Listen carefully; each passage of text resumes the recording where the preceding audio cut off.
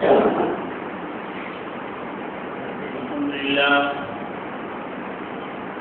لله نحمده ونستعينه ونستغفره ونعوذ بالله من شرور أنفسنا ومن سيئات أعمالنا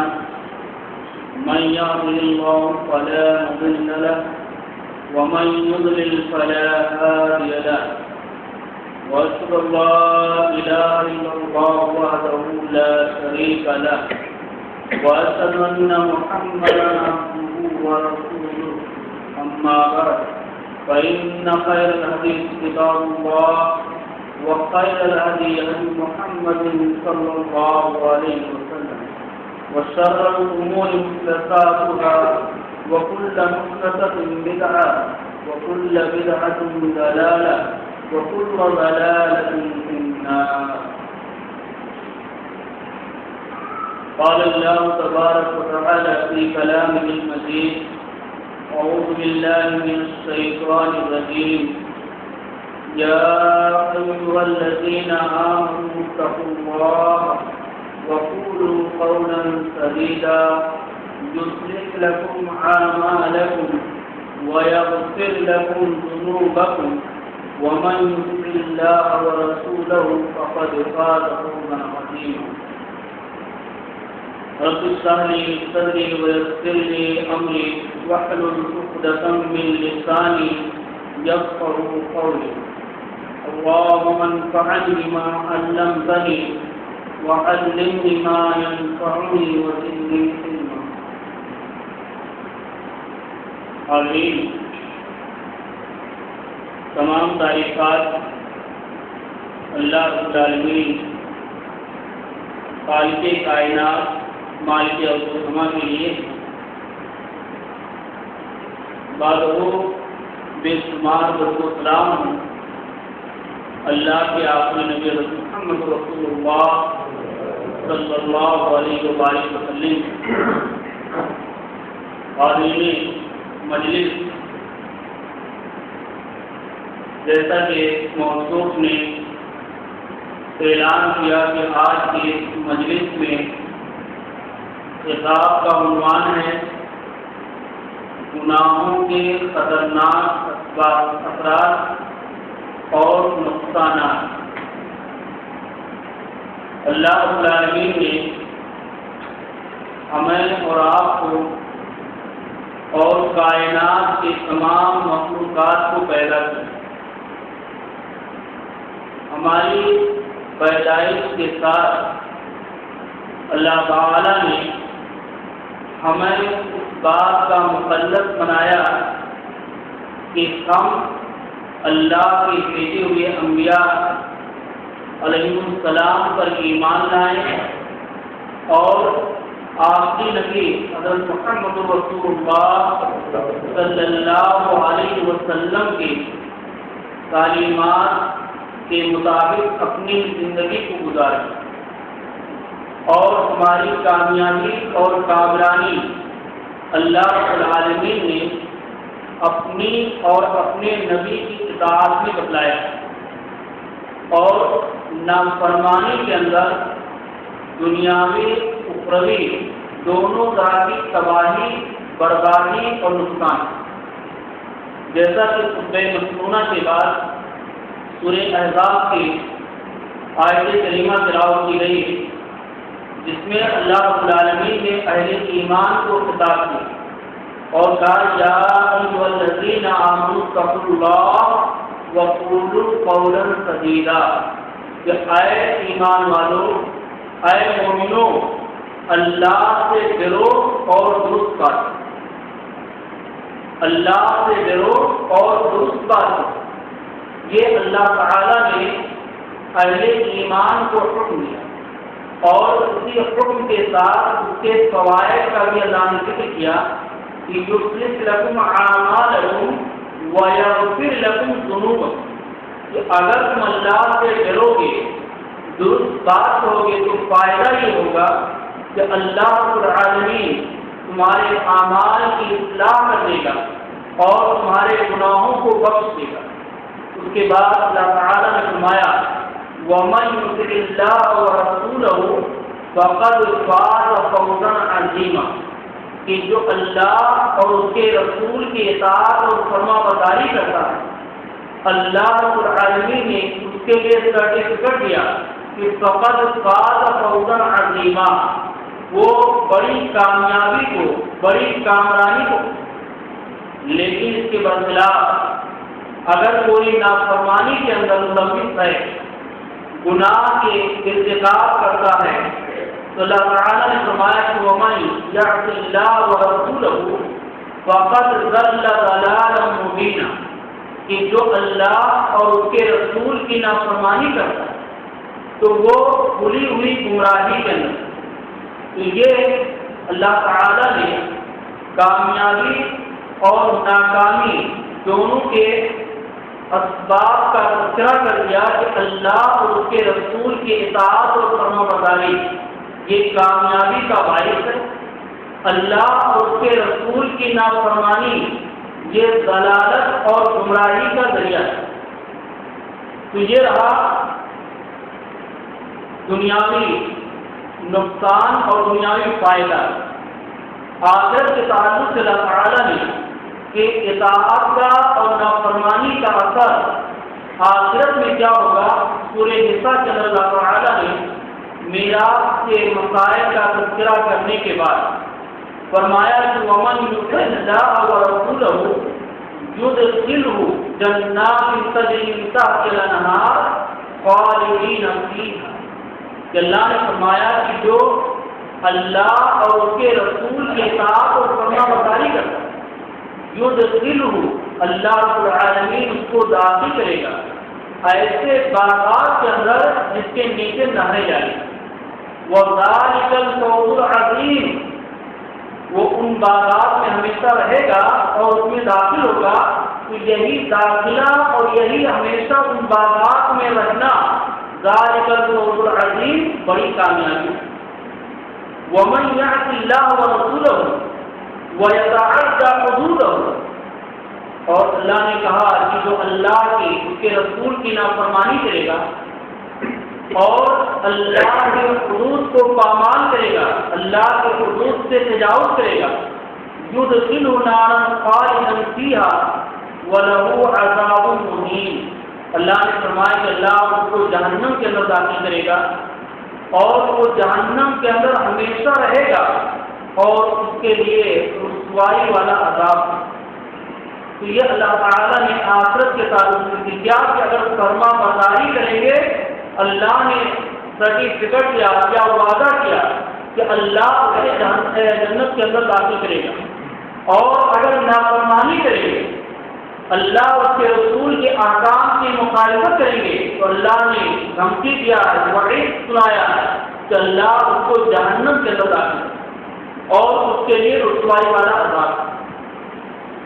نافرمانی چاہے وہ میراث کے تعلق سے ہو یا عمومی طور سے اللہ اور اس کے رسول کی نافرمانی ہو، گناہوں کا ارتکاب، اس کے جو اثرات متعین ہوتے ہیں یا مرتب ہوتے ہیں یا اس کے جو نقصانات ہوتے ہیں وہ دو قسم کے ہوتے ہیں۔ ایک ہوتا ہے انفرادی، جس کا تعلق نافرمانی اور گناہ کرنے والے کے ساتھ ہو، یعنی جو شخص گناہ کے کام کو انجام دیتا ہے تو اس کا نقصان اسی کو ہوتا، اور دوسرا نقصان ہوتا ہے اجتماعی، ملی اور قومی نقصان، کہ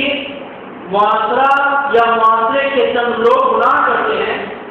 اور اس کا نقصان پورے قوم کو، پورے معاشرے کو بھگتنا پڑتا۔ انفرادی نقصانات جو ہوتے ہیں اس کی طرف زیادہ تفصیل کے ساتھ وضاحت مشکل ہے، اس لیے کہ وہ کم رہتا ہے۔ صرف اشارہ یہ سمجھ لیں کہ اس کی وجہ سے انسان کے دل پہ زنگ لگ جاتا ہے، اور جب دل پہ زنگ لگ گیا تو اس کے اندر ساری برائیاں اور سارے نقصانات ختم ہو جائیں گے۔ اللہ تعالیٰ نے سورہ مطففین کے اندر فرمایا کلا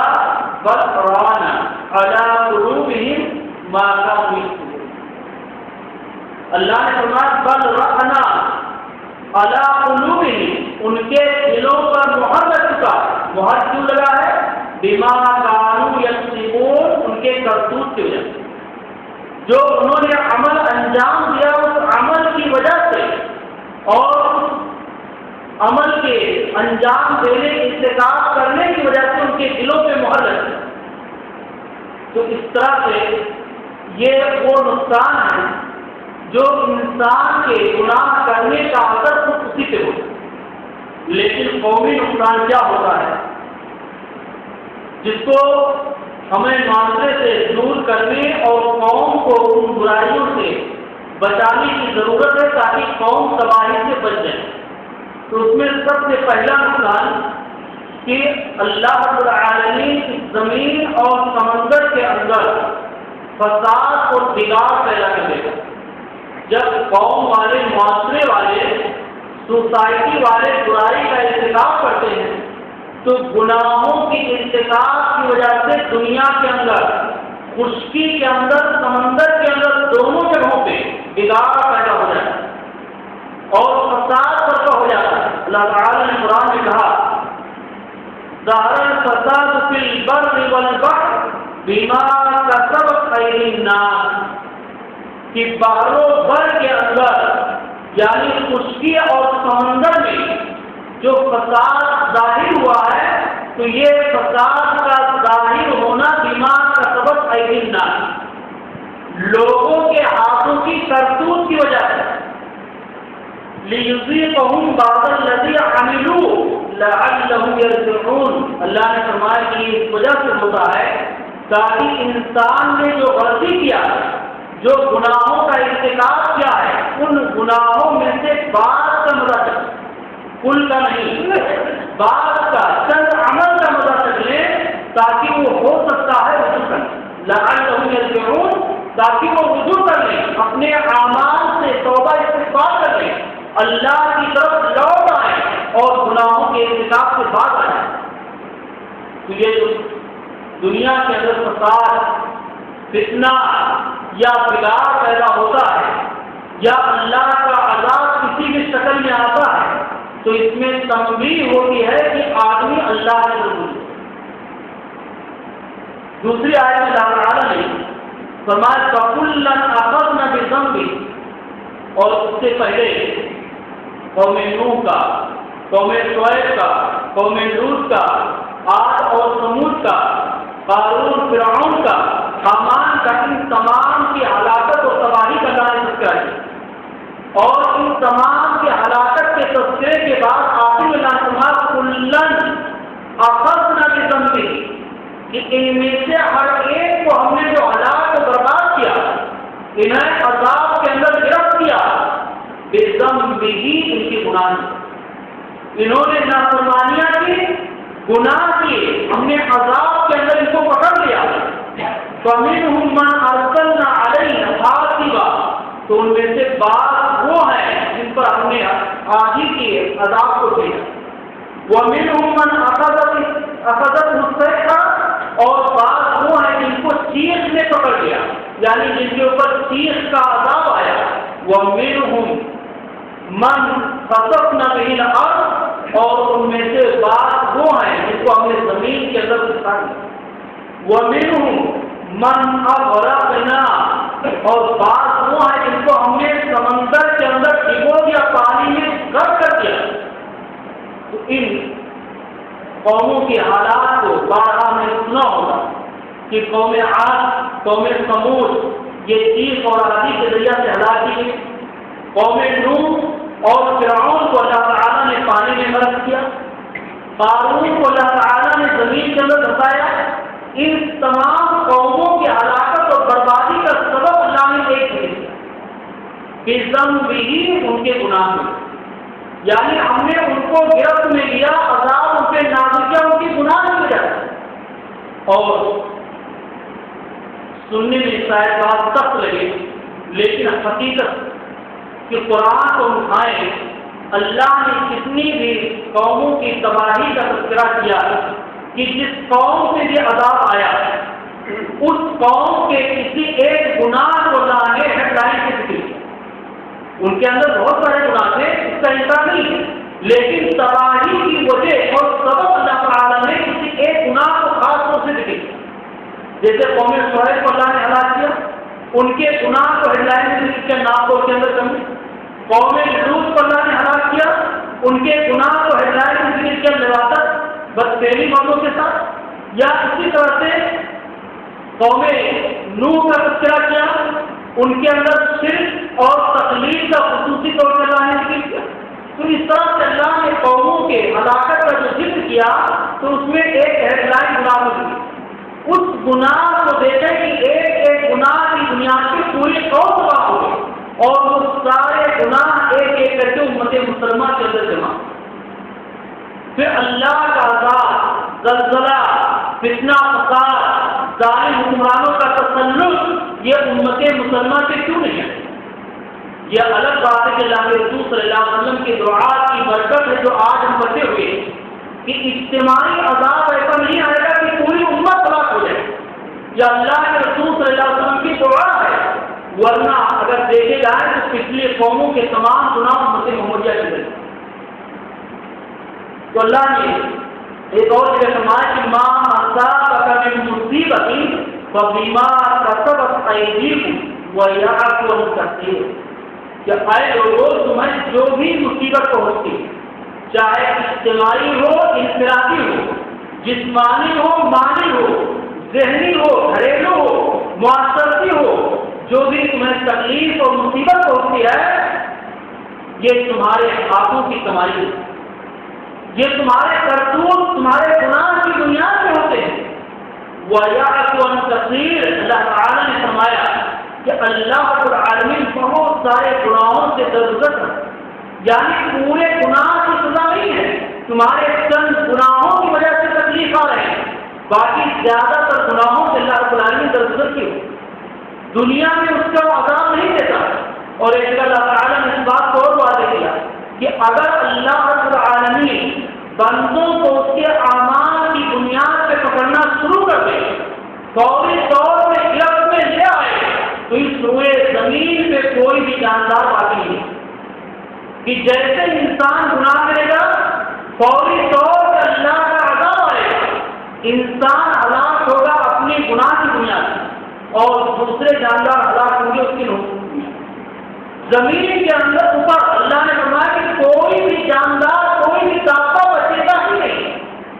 تو اسی کو اللہ نے فرمایا ہوا یعفو عن کثیر کی بہت سارے گناہوں سے اللہ تعالیٰ کو درگزر کر بعض گناہوں کا مزہ تمہیں استحقاق کر کے ہوشیار اور متنبع کرنا چاہتا ہے تاکہ تم اپنے اعمال سے گر جاؤ، اللہ کی طرف رجوع کرو، گناہوں کے ارتکاب سے پرہیز کرو۔ اور دوسرا نقصان یہ ہوتا ہے کہ زمین کے اندر زلزلہ، بھوکمپ، سونامی یا اس طرح کے دیگر بڑے بڑے عذاب آ رہے ہیں، یہ گناہوں کے سبب آ رہے ہیں۔ ابھی نیپال میں، یو پی میں اور ہندوستان کے بہت سارے حصوں میں جو ہوا، جس میں لاکھوں کی تعداد میں جانیں ہلاک ہوئی، کروڑوں کی تعداد میں اموال برباد ہوئی، آخر اس کا پس منظر کیا؟ یہ عذاب کیوں آیا؟ اللہ تعالیٰ نے قرآن میں لکھا أَفَأَمِنَ الَّذِينَ مَكَرُوا السَّيِّئَاتِ أَن يَخْسِفَ اللَّهُ بِهِمُ الْأَرْضَ، کہ کیا سیئات کے، برائیوں کے ارتکاب کرنے والے اس بات سے معمون ہو گئے ہیں کہ اللہ رب العالمین انہیں زمین کے اندر دھسا دے، اللہ زمین کے اندر انہیں دھسا دے اس عذاب سے، اللہ کی پکڑ سے کیا وہ معمول ہو گئے ہیں؟ او یاتیہم العذاب من حیث لا یشعرون، یا اللہ کا عذاب ان کے پاس ایسی جگہ پہ آ جائے لا یشعرون جس کا انہیں شعور بھی نہ ہو۔ آج اسی کارمانڈو کی حالت کو دیکھیں، عیاسی کے طرح طرح کے اڈے بنے ہوئے، اور اپنے یو پی یا ہندوستان کے مسلمانوں کے حالات کا جائزہ لیں کہ فصل تیار، اللہ تعالیٰ نے اس کو تباہ و برباد کیا، اور جب فصل کو پانی کی ضرورت تھی اس وقت بارش نازل ہی نہیں ہوئی۔ آخر یہ کیوں؟ زکات، بے حیائی، برائی اور تمام چیزیں عام، زکات کا روک لینا، فیشن کے نام پہ ننگا ہو جانا، عورتوں کا بے راہ رو ہو جانا، یہ ساری چیزیں آپ معاشرے کے اندر آ گئی. تو اللہ تعالیٰ نے اسی کی طرف اشارہ کیا اور فرمایا کہ او یاخذہم فی تقلبہم فما هم بمعجزین او یاخذہم علی تخوف فإن ربکم لرؤوف رحیم. کہ اللہ رب العالمین تمہیں ڈرانے کے لیے، خوف دلانے کے لیے، تمہارے اعمال میں متنوع اور ہوشیار کرنے کے لیے تمہیں اپنے عذاب کے اندر گرفتار کر، اور بے شک تمہارا رب رؤوف الرحیم، یعنی یہ چھوٹے چھوٹے عذاب دے کر کے یہ تمہیں آخرت کے بڑے عذاب سے بچانا چاہتا ہے کہ تم ابھی ہوشیار ہو کر کے ابھی اللہ کی طرف رجوع کر کے آخرت کے عذاب سے بچو. اور اگر غفلت کی نیند سوتے رہے تو پھر اس سے بڑا عذاب آخرت کر رہا ہے.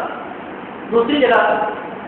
حضرت سہل بن سعد رضی اللہ تعالی عنہ سے راوی ہے کہ اللہ کے رسول صلی اللہ علیہ وسلم نے فرمایا سیکون فی آخر الزمان خسف مسح،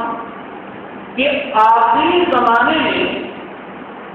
3 عذاب آئے گے. خسف زمین کے اندر سفائے جائیں، خسف پتھروں کی بارش، مسح چہروں کا مسح کیا جانا، مٹایا جانا. یہ 3 عذاب آخری زمانے میں آئیں گے. کب آئیں گے؟ صحابہ کرام نے اس کی علامت پوچھی وَمَتَى ذَلِكَ يَا رَسُولَ اللَّهِ، کہ اللہ کے رسول یہ عذاب کب آئے گا، اس کی کچھ علامت ہے؟ آخری زمانہ کون سا ہوگا، یہ عذاب کب آئے گا، اس کی کیا علامت ہوگی؟ اللہ کے رسول صلی اللہ علیہ وسلم نے فرمایا اِذَا ظَهَرَتِ الْمَعَاصِي وَالْبَيِّنَاتُ وَاسْتُحِلَّتِ الْخَمْرُ، کہ جب 3 برائیاں عام ہو جائیں. 3 برائیاں، سب سے پہلا سچا اللہ کے رسول فرمایا کہ ذات المعاد، گانے بجانے کے آلات، میوزک کے آلات یہ عام ہو جائیں گے. اور یہ اللہ کے رسول صلی اللہ علیہ وسلم نے مطلب حدیث کی طرف فرمایا کہ ایک زمانہ آئے گا کہ آدمی گانے بجانے کے آلات کو اپنے ساتھ لیے پھرے گا، جہاں جائے گا سفر کرے گا تو اپنے ساتھ لے جائے گا. ایک صحابی اس کو بیان کرتے ہیں کہ ہمارے دل میں یہ بات کھٹی کہ اتنا بڑا بڑا ڈھول، اتنا بڑا بڑا جو ہے گانے بجانے کے آلات، آدمی اس کو اپنے سر سے اٹھائے کہاں سے؟ لیکن اللہ کے رسول صلی اللہ علیہ وسلم کا فرمان تھا، کوئی اعتراض نہیں. صرف دل میں ایک بات کھٹی کہ آخر اتنا بڑا بڑا ڈھول آدمی کہاں لے پہ اپنا وہ سامان سفر لا دے گا، ڈھول کافی لا دے گا. آج وہ چیز اگر ہم دیکھیں تو یہ موبائل کی شکل میں آج ہمارے دیکھو گے، جہاں جاتے ہیں وہاں موجود، سارے گانے بجانے کے آلات اس میں موجود، طرح طرح کے میوزک، طرح طرح کے ڈانس، طرح طرح کے گانے سارے اس میں موجود ہے. آدمی دیکھو میں لے کرتے وہ زمانہ آیا. تو اللہ کے رسول صلی اللہ علیہ وسلم جب گانے بجانے کی چیزیں عام ہو جائیں گی، اور آج ہر گھر نہیں ہر جگہ پر کہ گانے بجانے کی چیز یہ موبائل آج عام ہو گیا ہے. آدمی اپنے بچوں کو 10ویں اور 12ویں پاس کرنے کے لیے حوصلہ چاہتا ہے کہ تم اگر اچھے نمبر سے پاس ہو گئے تو تمہیں میں موبائل دلاؤں. یعنی گفٹ کیا ہوگا؟ اللہ کے راستے سے گمراہ کرنے والا، اللہ کے عذاب کو دعوت دینے والی چیز ہم تمہیں گفٹ میں دیں. یہ اولاد کی تربیت کا ذریعہ اور طریقہ ہونا کہ اگر تم اچھے نمبر سے پاس ہوئے، کامیابی حاصل کیے تو تمہیں اللہ کے عذاب کو دعوت والی دینے والی چیز دے. یہ سراسر نادانی. اور بچوں کو کم عمر کے اندر موبائل دینا بچوں کو بے راہ رو بنانے کے اندر مدد کرنا. جب تک بچے کی کچی عمر ہے موبائل انہیں نہیں دینا. اور خصوصاً لڑکیوں کہ لڑکیوں کو موبائل دینا وبال جان ہے اور ان کو بے راہ رو بنانا. کوئی بہت ہے کہ غلط استعمال نہیں ہوتا یا نہیں ہوگا، الا ماشاء اللہ کہیں 100 میں یا 1000 میں ایک آدھ نکل گئے تو نکل گئے، باقی غلط استعمال کہیں نہ کہیں ہو جائے. پہلی بات ان کو ضرورت ہی نہیں. اگر بے حد ضرورت محسوس کریں تو سادہ چیز جو آتا ہے کہ آپ کو پتہ کرنا ہے کہ بچہ کہاں گیا، ٹیوشن گیا، کلاس گیا، یا اس کو کوئی کام سونپنا ہے تو ضرورت یہ سادہ چیز دلانے کے لیے. لیکن ملٹی میڈیا اسکرین ٹیسٹ اور بڑے چیز گرا کر کے بچوں کو بےراہ ہونا ہے۔ برائی کا سامان آدمی کے پاس موجود ہو اور برائی کے اندر ملوث نہ ہو۔ میں اپنا ایک تجربہ بتاؤں کہ ایک مرتبہ ٹی وی وغیرہ پہ بات چلی تو میرے ایک دوست نے اپنے علم کے مطابق اپنے گھر کی صفائی بیان کرتے ہوئے کہا کہ ہم بچوں کو اتنا جو ہے کنٹرول میں رکھتے ہیں کہ بچوں کے سامنے کبھی نیوز نہیں دیکھتے، جب بچے سو جاتے ہیں وہ نیوز دیکھتے تاکہ بچے ٹی وی نہ دیکھیں ان کے اوپر کوئی اثر نہ ہو۔ تو میں نے جواب دیا، کیونکہ میں اس کا مشاہدہ کر چکا کہ آپ پہلی بات ٹی وی گھر میں رکھ کر کے ہی غلط کریں، گھر میں ٹی وی رکھا رہے غلط استعمال نہ ہو میں نہیں مانتا، اس لیے کہ میں نے اپنے کام سے آپ کی عدم موجودگی میں آپ کے گھر سے گانے اور ڈانس کے پروگرام ٹی وی کے کیے، جو خاموش ہوئے تو خاموش کو یاد کے جواب نہیں، تو آدمی کتنا بھی کنٹرول کرے کہیں نہ کہیں بچے غلط استعمال کر ہی لیں۔ اور آج ہم دیکھ لیں کہ 14-15 سال 16 سال کے بچے screen test multi media mobile لے کر کے اور ایک کونے میں بیٹھے اپنا کام کر، وہ اگر اچھی چیز دیکھ رہے ہیں کر رہے ہیں تو کھلے عام دوستوں کے ساتھ بیٹھے ان کو کیا ہے، تنہائی میں بیٹھنا اور اسکرین کا رخ اس طرف کرنا کہ جدھر سے کسی کے آنے کا خدشہ نہ ہو، یہ اسی بات کی طرف رہنمائی کرتی ہے کہ کوئی نہ کوئی دھارمک حالت ہو۔ تو اللہ کے رسول صلی اللہ علیہ وسلم کی جب یہ گانے بجانے والی چیزیں عام ہو جائیں، والقینات اور گانے بجانے والیاں عام ہو جائیں، وَقِلَّةِ الْخَمْرِ اور شراب کو حلال کر دیا جائے گا، یعنی شراب پینا عام ہو جائے گا، تو اللہ کے 3 عذاب آئیں گے۔ اور یہ تینوں چیزیں آج ہمارے معاشرے کے اندر بالکل، گانے بجانے والیاں فلمی دنیا پوری اسی پہ کام کر رہی ہے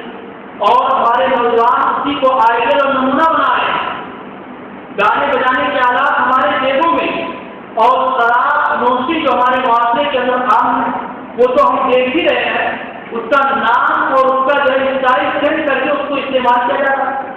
کبھی اس کو شراب کے نام پہ کیا جا رہا ہے، کبھی اسی نشہ آور چیز کو بیڑی اور بریڈ کے نام پہ استعمال کیا جا رہا ہے، کبھی اسی نشہ آور چیز کو کسی ٹافی اور کسی گولی کی شکل میں استعمال کیا جا رہا ہے۔ تو یہ چیزیں عام ہوتی جا رہی ہیں، عذاب عام ہوتی جا رہی ہے۔ اللہ کے رسول صلی اللہ علیہ وسلم نے دوسری حدیث میں فرمایا کہ لَيَشْرَبَنَّ النَّاسُ مِنْ أُمَّتِ الْخَمْرَ يَسُمُّونَهَا بِغَيْرِ اسْمِهَا، کہ میری امت کے کچھ لوگ شراب پیئیں گے اور اس کا نام اس کے نام کے علاوہ رکھیں گے۔ آج اس چیزیں بھی ہم اپنی آنکھوں سے دیکھیں،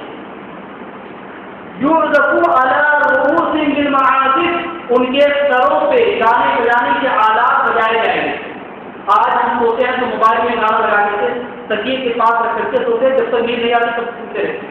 یا ٹی وی چالو ہے تو ڈانس اور گانے کا پروگرام عام ہے، جب نیند آنے لگی تو بند ہونا ہے، اٹھتے ہی فوراً سے ریموٹ کے ہاتھ گئے۔ والمغنیات، اور مغنیات یہ گانے گائیں گی، يَخْسَفُ اللَّهُ بِهِمُ الْأَرْضَ وَيَجْعَلُ مِنْهُمُ الْقِرَادَةَ وَالْخَنَازِيرَ، اللہ تعالیٰ ایسے لوگوں کو زمین کے اندر پھنسا دے گا، ان کو بندر اور سور بنا دے گا۔ تو آج یہ زلزلہ زمین کے اندر پھنسایا جانا یہ اسی گناہوں کا دین۔ دوسری چیز اللہ کے رسول صلی اللہ علیہ وسلم نے حدیث میں فرمایا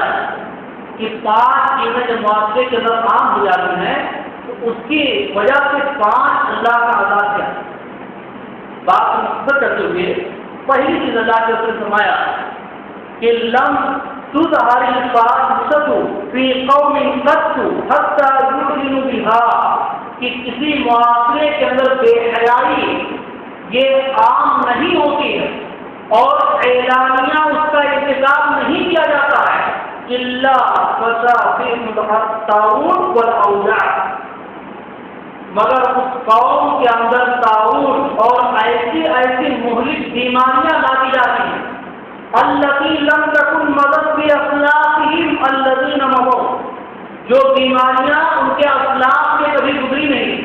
اخلاق میں اس کا تذکرہ نہیں سنا گیا تھا، آج معاشرے کے اندر سوائن فلو ہے، برڈ فلو ہے اور دیگر فلو ہے، دیگر وائرس ہیں، یہ نئی نئی بیماریاں جو ایجاد ہو رہی ہیں. آج سے 25-30 سال 50 سال پہلے جائے ہمارے بابا اجداد نے ہمارے اسلام میں بیماریوں کا نام بھی سنا ہو نہیں سنا. جب یہ بے حیائی کا دین ہے جو آج بے حیائی معاشرے کے اندر عام ہے، بے پردگی عام ہے، اس بے پردگی کی وجہ سے مہلک بیماریاں معاشرے کے اندر پیدا ہو رہی ہیں. اور دوسری چیز وَلَمْ يَنْقُصُ الْمِكْيَالَ وَالْمِيزَانَ إِلَّا أُخِذُ بِالسِّنِينَ کہ جس معاشرے کے اندر مکیال اور میزان کے اندر کمی کی برائی واقع ہوتی ہے، یعنی ناپ تول کے اندر کمی کرنے کی بیماری پیدا ہو جاتی ہے، اُخِذُ بِالسِّنِينَ اس کو 65 سالی کے لیے پکڑ لیا جائے. وَالصِّدَّةُ الْمَوْنَةُ اور مہنگائی کی شدت کے اندر اس کو گرفتار کر لیا جائے. آج ہر آدمی مہنگائی کی رو رہا کہ مہنگائی بڑھتی جا رہی ہے، جینا دوبھر ہوتا ہے. وَجَوْرُ السُّلْطَانِ عَلَيْهِمْ ظالم بادشاہوں کا ظلم ان پر مسلط کر دیا جائے. آج ظالم